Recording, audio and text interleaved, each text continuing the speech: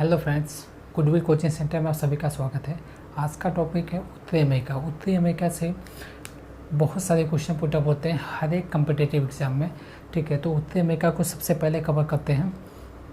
तो आज का टॉपिक है उत्तरी अमेरिका, नॉर्थ अमेरिका। इसकी फिजिकल ज्योग्राफी को कवर करेंगे। चलिए, तो उत्तरी अमेरिका को देखते हैं। देखिए, उत्तरी अमेरिका जो है ये उत्तरी पश्चिमी गोलार्ध में स्थित है।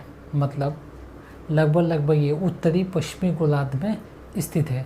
ठीक है, तो उत्तरी अमेरिका के पूरब में जो है अटलांटिक महासागर, मतलब उत्तरी अमेरिका जो है पूरब में अटलांटिक महासागर से घिरा है, पश्चिम में प्रशांत महासागर से तथा उत्तर में आर्कटिक महासागर से घिरा हुआ है।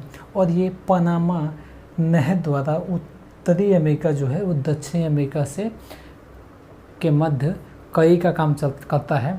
पनामा नहर, मतलब कह सकते हैं आप कि पनामा नहर उत्तरी अमेरिका और दक्षिण अमेरिका को सम्मिलित करता है, उसके स्थलीय भूभाग को जोड़ता है तथा अलग भी करता है। तो उत्तरी अमेरिका की खोज के बारे में बात करते हैं। सबसे पहला जो टॉपिक होगा वो उत्तरी अमेरिका की खोज। तो देखिए, उत्तरी अमेरिका की खोज जो है 1492 ईस्वी में कोलंबस द्वारा किया गया था। कोलंबस जो था एक स्पेन का निवासी था, एक पुर्तगाली था जिसका पूरा नाम था क्रिस्टोफर कोलंबस।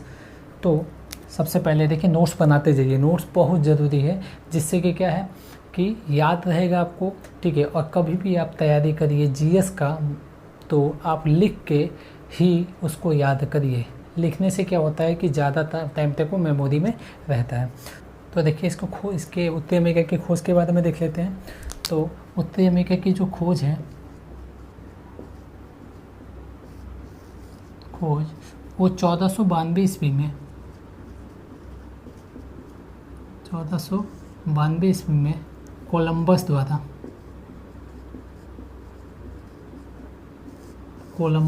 किया गया। 1492 ईस्वी में कोलंबस द्वारा उत्तरी अमेरिका की खोज की गई। ठीक है, जो एक स्पेन का निवासी था।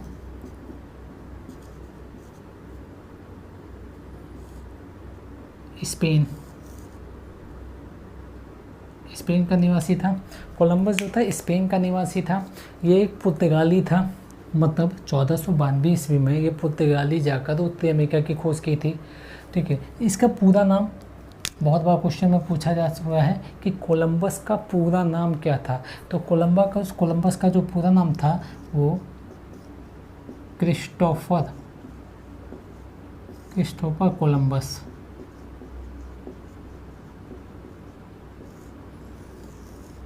मतलब कोलंबस का पूरा नाम बहुत ज़्यादा बार क्वेश्चन पूछा जा चुका है कि 1492 ईस्वी में कोलंबस जो है उसने उत्तरी अमेरिका की खोज की थी। जो एक स्पेन का निवासी था, एक पुर्तगाली था, और उसका पूरा नाम क्या था? क्रिस्टोफर कोलंबस, जिसने 1492 ईस्वी में उत्तरी अमेरिका की खोज की थी।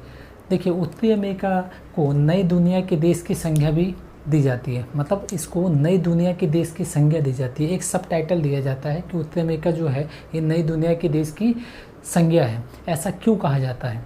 देखिए, क्योंकि 14वीं सदी में ही इन महाद्वीपों की खोज यूरोपीय द्वारा किया जा चुका था। ठीक है, देखिए, यूरोपीय जो थे वो टेक्निकल और खोज के मामले में बहुत ही आगे थे। इन लोगों ने यूरोपियों ने भारत के साथ प्राचीन काल से ही व्यापार का संबंध स्थापित कर रखा था। थोड़ा सा देखिए, हिस्ट्री में जाके अगर समझते हैं तो हिस्ट्री में भी मैं आपको बताऊंगा, लेकिन चलिए इसमें भी थोड़ा सा बता देता हूं कि जो भारत और यूरोप के मध्य जो था वो व्यापार जो था जल और स्थल दोनों के माध्यम से होता था। ठीक है, जो उसका प्रथम मार्ग था, थोड़ा सा उसके बारे में समझ लेते हैं। ठीक है, जो प्रथम मार्ग था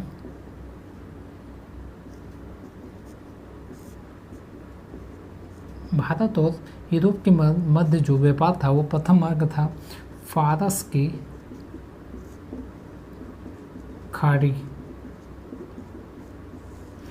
खाड़ी के तहत जो भारत और यूरोप के बीच व्यापार होता था वो एक जलीय माध्यम था।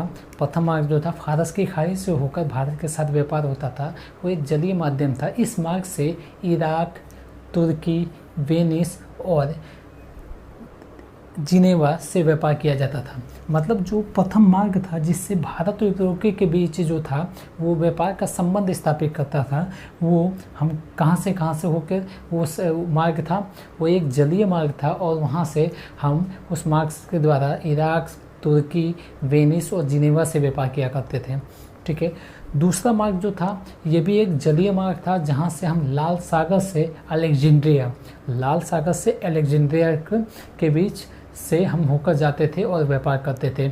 ये व्यापार भी जिनेवा और वेनिस से व्यापार होता था इसका भी। ठीक है, जो हिस्ट्री में बहुत अच्छे से इसको समझेंगे। और तीसरा जो मार्ग था वो एक स्थलीय मार्ग था, स्थलीय भूभाग से होकर गुजरते थे, जो वो एक मध्य एशिया से मिस्र और फिर यूरोप से व्यापार करते थे। ठीक है, ये तीन तरीके से जो मार्ग था वो यूरोप के साथ भारतीय का व्यापार स्थापित होता था। इसीलिए यूरोप जो थे वो खोज के मामले में बहुत ही आगे थे। ठीक है, जिन लोगों ने सबसे पहले खोजने की संज्ञा उनको मिलती है, क्योंकि वो भारत के साथ प्राचीन काल से व्यापार करने लगे थे, स्थापित कर दिए थे। ठीक है, इसके बीच में क्या था कि वो जो वहाँ पर पूंजीपति लोग थे वो क्या करते थे, नाविकों को पैसा देते थे और कहते थे खोज करने के लिए, और वो पैसे के लालच में नई नई जगह पे जाते थे स्थलीय भूभाग से या जलीय हिस्से को यूज़ करते हुए।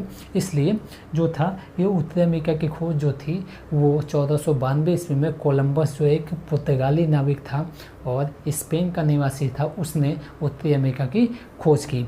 और उत्तरी अमेरिका को नई दुनिया के देश की संज्ञा दी जाती है। ठीक है, इसलिए कि क्योंकि 14वीं सदी में इन महाद्वीपों की खोज यूरोपीय द्वारा किया जा चुका था, इसलिए इसे नई दुनिया के देश की संज्ञा दी जाती है। अब बात कर लेते हैं उत्तरी अमेरिका का नामकरण।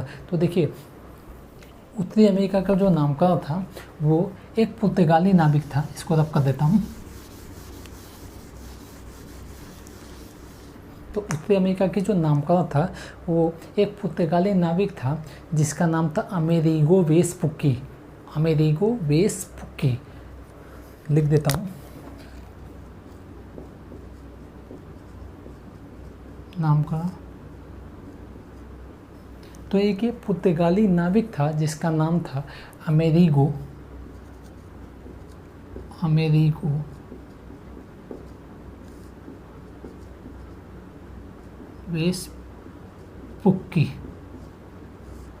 वेस्पुक्की। इसी अमेरिगो वेस्पुक्की के नाम पर इस उत्तरी अमेरिका का नामकरण किया गया। ऐसा क्यों किया गया? क्योंकि इस महाद्वीप के स्थलीय भूभाग पर पहुंचने वाला ये प्रथम पुर्तगाली था। फिर से समझिएगा, उत्तरी अमेरिका का जो नामकरण था वो अमेरिगो वेस्पुक्की के नाम पे पड़ा, क्योंकि ये इस महाद्वीप के स्थलीय भूभाग पर पहुंचने वाला प्रथम पुर्तगाली नाविक था। इसलिए इसी के नाम पे इस उत्तरी अमेरिका का नामकरण किया गया। और उसका नाम क्या था, उस पुर्तगाली नाविक का नाम क्या था? अमेरिगो वेस्पुक्की। एक एक क्वेश्चन जो पुटअप होगा उत्तरी अमेरिका से, उसके कॉन्सेप्ट को क्लियर करते चलिए, याद करते चलिए, माइंड में रिकॉल करते चलिए। तो सबसे पहले उत्तरी अमेरिका की खोज, तो उत्तरी अमेरिका की खोज 1492 ईस्वी में क्रिस्टोफर कोलंबस द्वारा किया गया, जो एक स्पेन और एक पुर्तगाली था, स्पेन का निवासी था। क्लियर है? आगे उत्तरी अमेरिका को नई दुनिया के देश की संज्ञा दी जाती है। उत्तरी अमेरिका को नई दुनिया के देश की संज्ञा दी जाती है क्योंकि यूरोपीय जो थे बहुत ही डेवलप थे। ठीक है, उन लोगों ने खोजकर्ता के माध्यम में बहुत ही तेज़ी थी उनके अंदर, और उन लोगों ने क्या किया था, 14वीं सदी में ही इन महाद्वीपों की खोज कर चुके थे। इसलिए उत्तरी अमेरिका को नई दुनिया के देश की संज्ञा दी जाती है। नामकरण की बात कर लेते हैं, दोबारा रिकॉल कर लेते हैं। तो नामकरण जो था वो अमेरिगो वेस्पुक्की के नाम पर उत्तरी अमेरिका का नामकरण किया गया, क्योंकि ये इस महाद्वीप के स्थलीय भूभाग पर पहुंचने वाले ये प्रथम पुर्तगाली नाविक था। क्लियर है?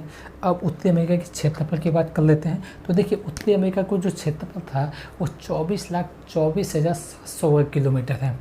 मतलब क्षेत्रफल जो है उत्तरी अमेरिका का वो 24,24,700 वर्ग किलोमीटर।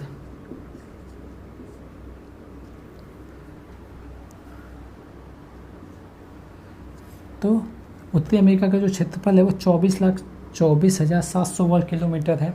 ठीक है, देखिए ये जो स्थलीय भूभाग है इसका पूरा, वो इसका कुल क्षेत्रफल जो है 24,24,700 वर्ग किलोमीटर है। ठीक है, देखिए, और पृथ्वी के कुल भूभाग का इसके भूभाग का कितना प्रतिशत है, ये क्वेश्चन में पूछता है। देखिए 2011 की जनगणना के अनुसार जो उत्तरी अमेरिका का क्षेत्रफल है वो पृथ्वी के कुल क्षेत्रफल का कितना प्रतिशत है, क्वेश्चन ऐसे पुटअप होगा। या पुटअप होगा कि विश्व के कुल क्षेत्रफल का उत्तरी अमेरिका का क्षेत्रफल कितने प्रतिशत है। तो देखिए पृथ्वी के कुल भूभाग का जो उत्तरी अमेरिका का भूभाग है वो 16.22% है, 16.22%। तो आपको क्लियर होना चाहिए क्षेत्रफल की दृष्टि से कुल भू क्षेत्र जो है इसका 16.22% है। फिर से समझिए कि उत्तरी अमेरिका जो है इसका क्षेत्रफल है 24,24,700 वर्ग किलोमीटर और ये पृथ्वी का कुल क्षेत्रफल का 16.22% क्षेत्रफल केवल उत्तरी अमेरिका का है। तो क्वेश्चन ऐसे पूछता है 2011 की जनगणना के अनुसार, या क्वेश्चन ऐसे पूछता है, देखिए भारत के 2011 की जनगणना के अनुसार है, लेकिन उत्तरी अमेरिका का जो पूछेगा वो नॉर्मली पूछेगा पृथ्वी के कुल क्षेत्र का कितना भू क्षेत्र उत्तरी अमेरिका का है, तो 16.22%। भारत के किसी का भी राज्य की क्षेत्रफल पूछेगा, चाहे भारत का क्षेत्रफल पूछेगा, तो उसमें 2011 की जनगणना के अनुसार वो क्वेश्चन पुटअप करेगा।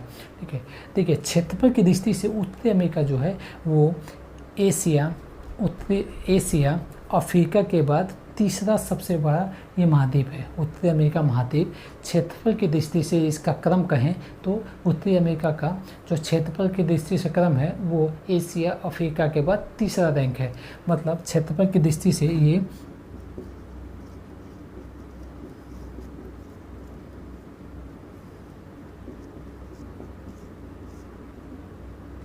क्षेत्रफल की दृष्टि से ये तीसरा स्थान रखता है।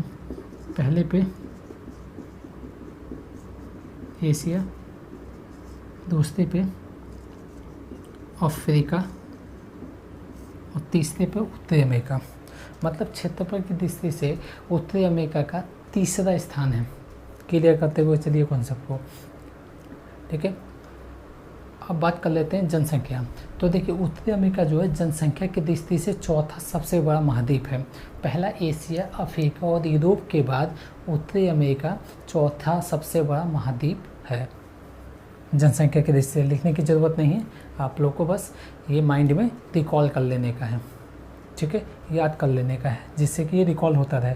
ठीक है, फिर से एक बार दोबारा रिपीट कर लेते हैं कि उत्तरी अमेरिका की खोज 1492 ईस्वी में क्रिस्टोफर कोलंबस जो एक स्पेन का निवासी था और एक पुर्तगाली था, उसने खोज किया था उत्तरी अमेरिका की। उत्तरी अमेरिका को नई दुनिया के देश की संज्ञा बोला जाता है क्योंकि 14वीं सदी में ही इन महाद्वीपों की खोज यूरोपीय द्वारा किया जा चुका था। ठीक है, क्षेत्रफल तो देखिए उत्तरी अमेरिका का जो क्षेत्रफल है कुल 24,24,700 वर्ग किलोमीटर है और ये क्षेत्रफल की दृष्टि से तीसरा सबसे बड़ा महाद्वीप है। एशिया और अफ्रीका के बाद इसका तीसरा रैंक आता है। ठीक है, ये पृथ्वी के कुल भू क्षेत्र का 16.22% भू क्षेत्र केवल उत्तरी अमेरिका का है। जनसंख्या की दृष्टि से तो उत्तरी अमेरिका जो है जनसंख्या की दृष्टि से चौथा सबसे बड़ा महाद्वीप है। एशिया, अफ्रीका और यूरोप के बाद ये चौथा स्थान रखता है। ठीक है, आगे का टॉपिक देखिए उत्तरी अमेरिका की जल संधि। जो मोस्ट इम्पॉर्टेंट जो क्वेश्चन पुटअप होते हैं उत्तरी अमेरिका से वो होते हैं जल संधियाँ। ठीक है, तो एक जल संधि हम इसके बारे में देखेंगे उत्तरी अमेरिका की, और नेक्स्ट वीडियो में आगे की जल संधि हम देखेंगे। तो देखिए पहली जल संधि जो मोस्ट इम्पॉर्टेंट जल संधि है वो है बार कैप की तरह है।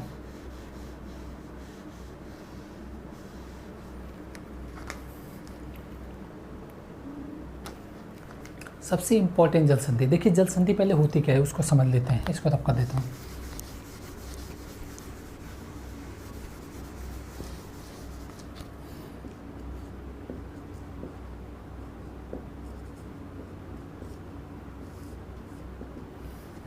जल संधि, देखिए जल संधि क्या होती है, जल का वो संकीर्ण भाग या जल का वो संकीर्ण भाग जो दो सागरों या महासागर को मिलाती है तथा दो स्थलीय भूभाग को अलग करती है। जल का वो संकीर्ण भाग मतलब जल का ऐसा हिस्सा जो दो सागर या महासागर को जोड़ती हो तथा दो स्थलीय भूभाग को अलग करती हो, उसे क्या बोलते हैं, जल संधि बोलते हैं। क्लियर होना चाहिए, जल संधि किसे बोलते हैं, जल का ऐसा संकीर्ण दो स्थलीय भूभाग को अलग करे तथा दो जलीय हिस्से को जोड़े, ऐसे संकीर्ण को, ऐसे जलीय संकीर्ण को क्या बोला जाता है? जल संधि कहा जाता है। ठीक है, तो सबसे पहला इंपॉर्टेंट जल संधि देख लेते हैं, वो है डेविस जल संधि। डेविस जल संधि, डेविस जल संधि की स्थिति देख लेते हैं। तो देखिए डेविस जल संधि जो है वो यहाँ स्थित है, डेविस जल संधि। तो देखिए डेविस जल संधि जो है ये किसको किससे अलग करती है, किसको किससे जोड़ती है, ये इंपॉर्टेंट क्वेश्चन बनता है। तो देखिए सबसे पहले डेविस संधि के बारे में बात करते हैं। डेविस जो संधि है वो विश्व का सबसे बड़ी जल संधि है, विश्व की सबसे चौड़ी जल संधि है। मतलब डेविस जल संधि जो है विश्व की सबसे चौड़ी जल संधि है, विश्व की सबसे चौड़ी जल संधि है। और ये डेविस जल संधि किसको किससे अलग करती है? डेविस जल संधि जो है वो ग्रीनलैंड, ये ग्रीनलैंड है,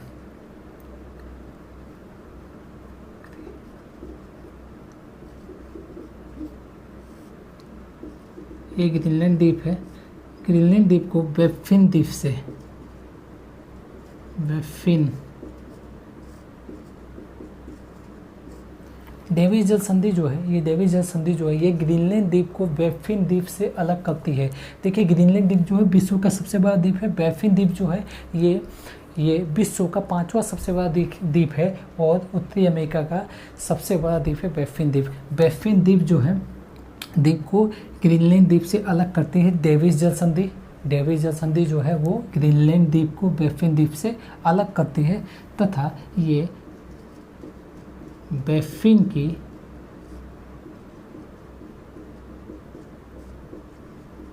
की खाड़ी को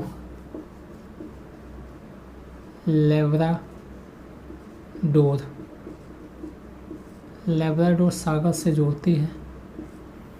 मतलब डेविस जल संधि जो है, ये डेविस जो संधि है ये दो स्थलीय भूभाग को अलग करेगी तथा दो जलीय हिस्से को क्या करेगी? जोड़ेगी। इसका मतलब डेविस जल संधि जो है बैफिन की खाड़ी को लेब्राडोर सागर से जोड़ती है, या दूसरे तरीके से आप बोल सकते हैं डेविस जो संधि है जो है वो आर्कटिक महासागर को अटलांटिक महासागर से जोड़ेगी, या आप कह सकते हैं डेविस जल संधि जो है अटलांटिक महासागर को लेब्राडोर सागर से जोड़ती है, या तीसरे तरीके से आप बोल सकते हैं कि बैफिन की खाड़ी को अटलांटिक महासागर से जोड़ती है डेविस जल संधि। और किसको किससे अलग करती है? विश्व का सबसे बड़ा द्वीप ग्रीनलैंड द्वीप को बैफिन द्वीप से अलग करती है। बैफिन द्वीप जो है वो कनाडा का द्वीप है। ठीक है, क्लियर करते चलिए, ग्रीनलैंड द्वीप विश्व का सबसे बड़ा द्वीप है, उसको बैफिन द्वीप से ये डेविस जल संधि अलग करती है तथा बैफिन की खाड़ी को लेब्राडोर सागर से जोड़ती है, या लेब्राडोर सागर को आर्कटिक महासागर से जोड़ती है, या बोल सकते हैं बैफिन की खाड़ी को अटलांटिक महासागर से जोड़ती है। ऑप्शन में किसी भी प्रकार से वो दे सकता है आपको कि डेविस जल संधि जोड़ती है बैफिन की खाड़ी को अटलांटिक महासागर से, ये दे सकता है, या बैफिन की खाड़ी को लेब्राडोर सागर से, या अटलांटिक महासागर को आर्कटिक महासागर से, या अटलांटिक महासागर को बैफिन की खाड़ी से, या लेब्राडोर सागर को आर्कटिक महासागर से जोड़ती है। इस तरीके से वो किसी भी तरीके से क्वेश्चन को इसमें रख सकता है। फिर से समझिए, डेविस जल संधि जो है विश्व की सबसे चौड़ी जल संधि है। पहला इंपॉर्टेंट यहाँ से क्वेश्चन पुटअप होता है कि विश्व की सबसे चौड़ी जल संधि कौन सी है? तो डेविस जल संधि है। डेविस जल संधि किसको किससे अलग करती है? ग्रीनलैंड द्वीप जो विश्व का सबसे बड़ा द्वीप है उसको किससे अलग करती है? बैफिन द्वीप से अलग करती है। किसको किससे जोड़ती है? तो बैफिन की खाड़ी को लेब्राडोर सागर से जोड़ती है, या आर्कटिक महासागर को अटलांटिक महासागर से जोड़ती है।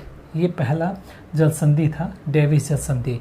नेक्स्ट वीडियो में हम चर्चा करेंगे आगे की जल संधि को, जो मोस्ट इंपॉर्टेंट जल संधियाँ हैं इस उत्तरी अमेरिका से। ज़्यादातर क्वेश्चन पुटअप होता है इस जल संधि से। तो नेक्स्ट वीडियो में आगे की जल संधि के बारे में मैं बात करूँगा। आज के लिए इतना ही। अगर वीडियो अच्छी लगी हो तो लाइक शेयर एंड सब्सक्राइब जरूर करिए, ज़्यादा से ज़्यादा शेयर करिए अपने फ्रेंड सर्कल में।